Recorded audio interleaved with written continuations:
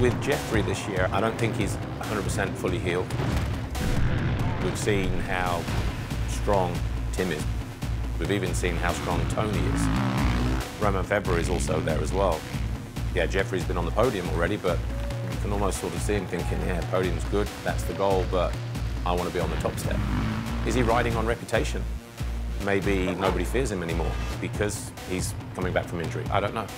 Only he and his team can deal with it.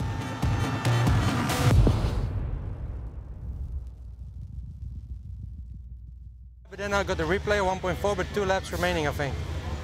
Tell us what's happening. Yeah, it's just on a replay. Hang in there. Tell us what you're watching. Formula 1, mate. Sprint race, Silverstone.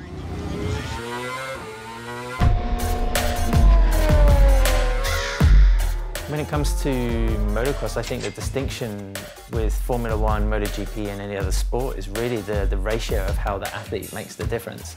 If we talk about road racing, it's about the depth of performance the rider can get from the tyre.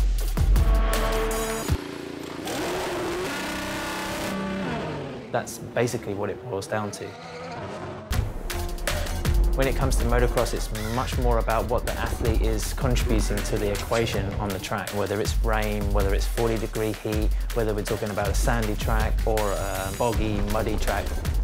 The rider on that particular day who can make the most of those conditions is the one who's going to prevail. This is the difference from other motorsports and essentially the high-profile ones like MotoGP or Formula 1.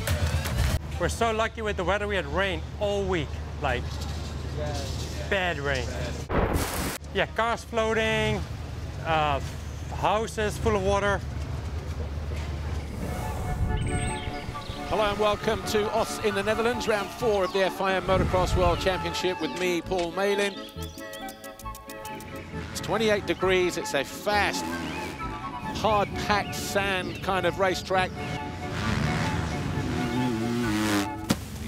So, home race in the sand. To be honest, there's not too many changes between sand and hardpack, but yeah, the most obvious choice is obviously the sand tyre, also with the start button height at the front, with the mesh start, like here.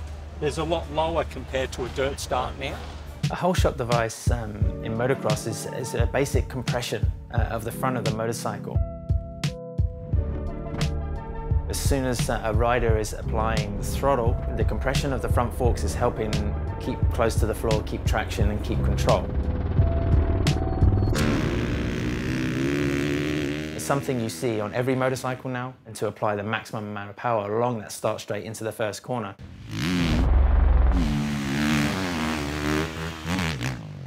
And Jeffrey Herlings on pole for the 3rd time this year with only 4 races in as well.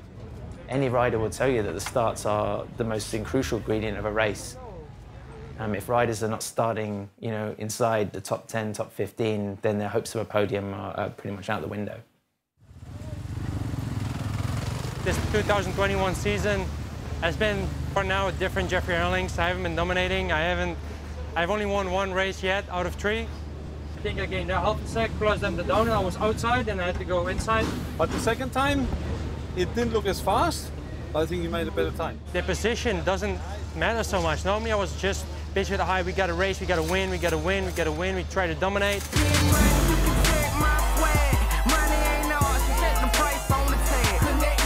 Nah, he's changed a lot with this. I've seen this change. And I think, Jeffrey's done a lot of soul-searching in a lot of injury downtime over the years, and realised that some of his bad luck has been self-inflicted. And Jeffrey Herlings went down hard, championship leader, clearly in a lot of pain. From the injuries that he's had, to come back and still be able to ride in that way and go for championships is incredible. Now I just go out and I just enjoy being in, I enjoy trying to race, and yeah, I just said I'm 6 points behind, but furthermore I didn't really look at the point standings. I don't even know who's 3rd or 4th, basically. Championship coming into this 4th round looks like this. Tim Geiser just ahead of Jeffrey Herlings, Roman Febvre. Your race 1 winner from Maggiora a couple of weekends ago. Oh, can you go, please? We are filming now. Yeah. The level is incredible. Like the last 2 years, he had some guys from the MX2 coming in our class, like world champion and stuff. So It makes just the level higher. Even, let's say, not the old guys, but let's say the guys who are in the MXGP for many years, they are still pushing it, and it's tough, but it makes it challenging, and I think it's why the championship, it's how it is this year. They are looking for the overall. Every point's going to count, pressure's on.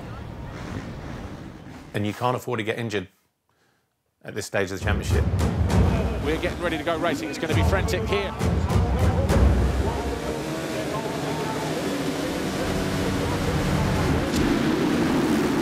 MXGP race 1. Riders banging bars on the way up, but it's going to be Ivo Monticelli. He runs wide, he misses the foxhole shot line. It's going to be his teammate, I think, coming out of the turn 2. Look at Jeffrey Herlings front end.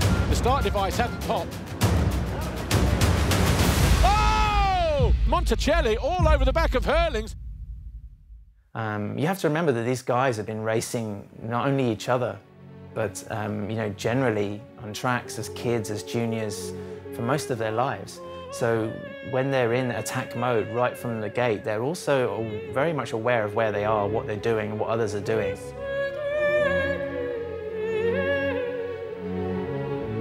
It's unusual to see something like that, and it's unusual to see Jeffrey suffering that kind of little technical anomaly that he suffered with the start device.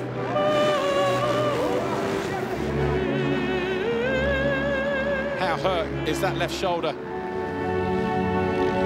Maybe Herlings does have a problem because he is starting to fall back here in 4th place.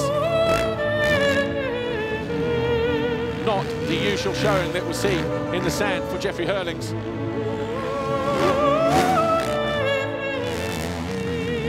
When you fight for the championship, you are going every moto like for the win. And when you are in a battle, it's difficult to settle for 3rd or 4th. That's where I think the most of the difficulties of motocross is. Got the confidence though, hasn't he, just to turn over the top of the berms there. Let that scoop dig in. Oh, but not that time.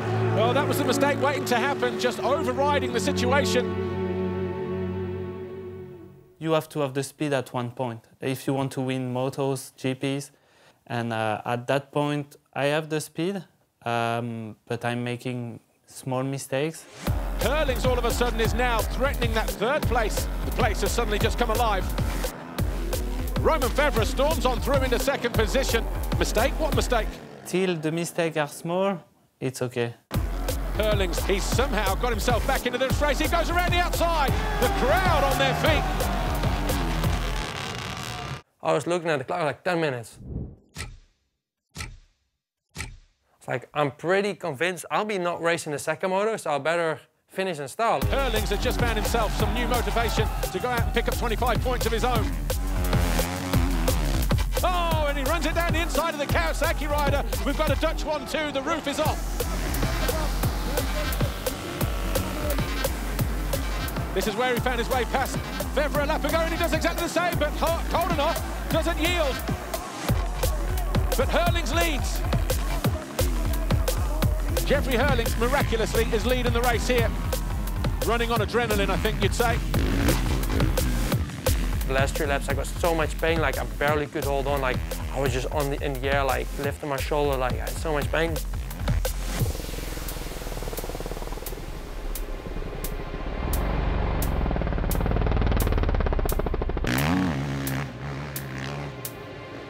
Jeffrey Herlings wins race 1, doesn't even celebrate. That left arm glued to the left side of the handlebar.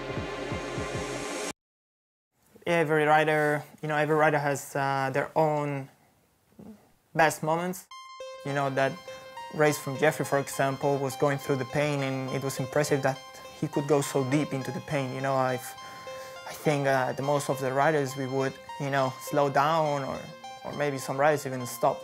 But just tell us, how hurt are you from that coming together with Monticelli at the first lap? I don't know, man. I don't know why things like this may happen, man. Just use your brain. Like, I jumped normal first lap, but somebody just hit me on my shoulder, and like I can't even move my arm up right now. I don't know.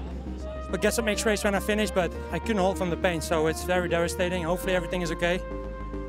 But it was really painful to ride, and I can't believe I still won with that thing, because every jump, it felt horrible. Only Jeffrey can produce a performance with a fractured shoulder blade and still move up from 4th position to be able to win. You do that when you've got heart and desire and never give up. You know, 110 kilo motorcycle with a rider that's probably like 70 kilos on top of that, at speed, in the left shoulder blade, shrugged it off like a rucksack. To reach that kind of speed and performance with that injury was typical Herlings. MXGP Race 2 about to get underway here at Os in the Netherlands. And news just in, Jeffrey Herlings will not line up behind the gate. A broken shoulder blade for the bullet. It's just a shame that I was riding so good and so smart, and I was really feeling like I would have a high chance of winning this championship. This happened, something I couldn't do anything about, so yeah, that's devastating. He has been through the full range of emotions and contrasting fortunes that MXGP can throw up.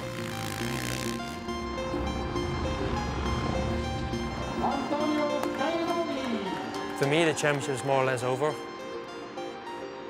But I always have that little bit of faith. And maybe that faith will bring me eventually a championship.